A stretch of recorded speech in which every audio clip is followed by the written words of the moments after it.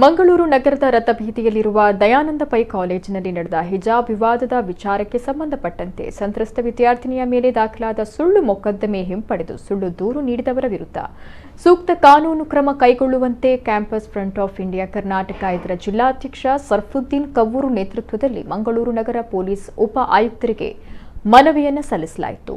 ಪ್ರಕರಣದ ಹಿಂದಿರುವ ಷಡ್ಯಂತ್ರವನ್ನ ಬಯಲಿಗೆಳೆದು ತಪ್ಪಿತಸ್ಥರ ಕಠಿಣ ಕಾನೂನು ಕ್ರಮ ಕೈಗೊಳ್ಳುವಂತೆ ಈ ಸಂದರ್ಭದಲ್ಲಿ ಒತ್ತಾಯಿಸಲಾಯಿತು. ಬಳಿಕ ಮಾಧ್ಯಮದವರೊಂದಿಗೆ ಮಾತನಾಡಿದ ಕ್ಯಾಂಪಸ್ ಫ್ರಂಟ್ ಆಫ್ ಇಂಡಿಯಾದ ಜಿಲ್ಲಾಧ್ಯಕ್ಷರು, ಪ್ರಾಂಶುಪಾಲರ ಅನುಮತಿಯೊಂದಿಗೆ ಇಂಟರ್ನಲ್ ಪರೀಕ್ಷೆ ಬರೆಯಲು ಹೋದ ಮುಸ್ಲಿಂ ವಿದ್ಯಾರ್ಥಿನಿ ಹಿಬಾ ಶೇಖ್ ಎಂಬುವಳ ಜೊತೆ ಇತರ ವಿದ್ಯಾರ್ಥಿನಿಯರನ್ನ ಅದೇ ಕಾಲೇಜಿನ ಎಬಿವಿಪಿಯ ಯೂನಿಟ್ ಅಧ್ಯಕ್ಷನಾದ ಸಾಯಿ ಸಂದೇಶ್ ಮತ್ತು ಆತನ ಸ್ನೇಹಿತರು ಪರೀಕ್ಷೆ ಬರೆಯದಂತೆ ಬೆದರಿಸಿ ಅವಾಚ್ಯವಾಗಿ ನಿಂದಿಸಿದ್ದಾರೆ.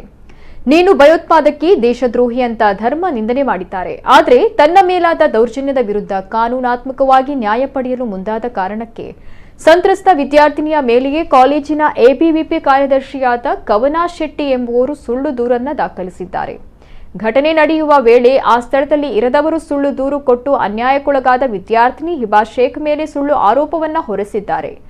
ಘಟನೆ ನಡೆದ ನಂತರ ವಿದ್ಯಾರ್ಥಿನಿಗೆ ಸಾಮಾಜಿಕ ಜಾಲತಾಣಗಳಲ್ಲಿ ಕೊಲೆ ಬೆದರಿಕೆಗಳು, ನೀಚ ಶಬ್ದಗಳಿಂದ ನಿಂದಿಸಲಾಗಿದೆ. ಈ ಪ್ರಕರಣದ ಕುರಿತಾಗಿ ಕೂಲಂಕುಷವಾಗಿ ತನಿಖೆ ನಡೆಸಿ ಸಂತ್ರಸ್ತ ವಿದ್ಯಾರ್ಥಿನಿಯ ಮೇಲೆ ದಾಖಲಾದ ಸುಳ್ಳು ಮೊಕದ್ದಮೆ ಹಿಂಪಡೆದು ಸುಳ್ಳು ದೂರು ನೀಡಿದವರ ವಿರುದ್ಧ ಸೂಕ್ತ ಕಾನೂನು ಕ್ರಮ ಕೈಗೊಳ್ಳುವಂತೆ ಪೊಲೀಸ್ ಇಲಾಖಾ ವರಿಷ್ಠರಿಗೆ ಮನವಿಯನ್ನು ಸಲ್ಲಿಸಿದ್ದೇವೆ ಅಂತ ಹೇಳಿದರು.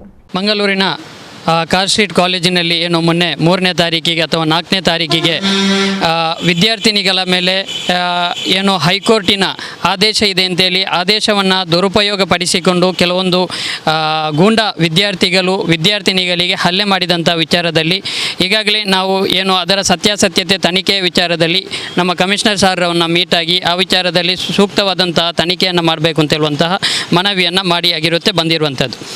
ಏನು ವಿದ್ಯಾರ್ಥಿನಿಗಳು ಕಾಲೇಜಿಗೆ ಹೋಗುವಂಥ ಸಂದರ್ಭದಲ್ಲಿ ಎಕ್ಸಾಮ್ ಇರುವಾಗ ಆ ವಿದ್ಯಾರ್ಥಿಗಳಿಗೆ ಎಕ್ಸಾಮ್ ಬರೀಬಹುದು ಅಂತ ಹೇಳುವಂತಹ ಒಂದು ಅವಕಾಶವನ್ನು ಅಲ್ಲಿನ ಪ್ರಾಂಶುಪಾಲರು ನೀಡಿರುತ್ತಾರೆ.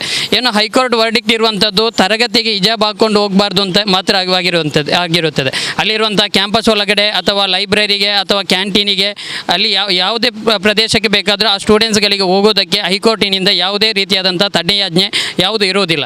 ಆದರೆ ಈ ವಿದ್ಯಾರ್ಥಿನಿಗಳು ಲೈಬ್ರರಿಯಲ್ಲಿ ಕೂತ್ಕೊಂಡು ಎಕ್ಸಾಮ್ ಬರೆಯುವಂಥ ಸಂದರ್ಭದಲ್ಲಿ ಎಬಿವಿಪಿಯ ನಾಯಕರುಗಳು ಏನು ಆಲ್ ಓವರ್ ಕರ್ನಾಟಕದಲ್ಲಿ ಫೆಬ್ರವರಿ 8ನೇ ತಾರೀಕಿಗೆ ಈ ಒಂದು ಹಿಜಾಬ್ ವಿಚಾರದಲ್ಲಿ ದೊಡ್ಡದಾದಂತಹ ಗಲಭೆಯನ್ನು ಸೃಷ್ಟಿಸಿ ಒಂದು ದೊಡ್ಡದಾದಂಥ ಇವರ ರಾಜಕೀಯ ಲಾಭಕ್ಕೋಸ್ಕರ ವಿದ್ಯಾರ್ಥಿಗಳನ್ನು ಎತ್ತಿಕಟ್ಟಿಕೊಂಡು ವಿದ್ಯಾರ್ಥಿಗಳಲ್ಲಿ ಕೋಮು ವಿಷಬೀಜವನ್ನು ಬಿತ್ತಿಕೊಂಡು ಪರಸ್ಪರ ಸಹೋದರರಂತೆ ಪರಸ್ಪರ ಗೆಳೆಯರಂತೆ ಇದ್ದಂತಹ ವಿದ್ಯಾರ್ಥಿಗಳ ಮನಸ್ಸಿನಲ್ಲಿ ವಿಷಬೀಜವನ್ನು ಬಿತ್ತಿಕೊಂಡು ಇವರು ಕೇಸರಿ ಶಾಲುಗಳನ್ನು ಡಿಸ್ಟ್ರಿಬ್ಯೂಟ್ ಮಾಡಿಕೊಂಡು ವಿದ್ಯಾರ್ಥಿಗಳನ್ನು ಒಂದು ಏನು ಧಾರ್ಮಿಕವಾದಂಥ ವಿಚಾರವನ್ನು ಇಟ್ಟುಕೊಂಡು ಕೋಮುಕ್ಷಮವಾದಂಥ ವಿಚಾರವನ್ನು ಇಟ್ಟುಕೊಂಡು ವಿದ್ಯಾರ್ಥಿಗಳ ಮಧ್ಯೆ ಒಂದು ಗಲಾಟೆಯನ್ನು ಮಾಡಿರುವಂಥದ್ದನ್ನು ನಾವು ನೋಡಿದ್ದೇವೆ.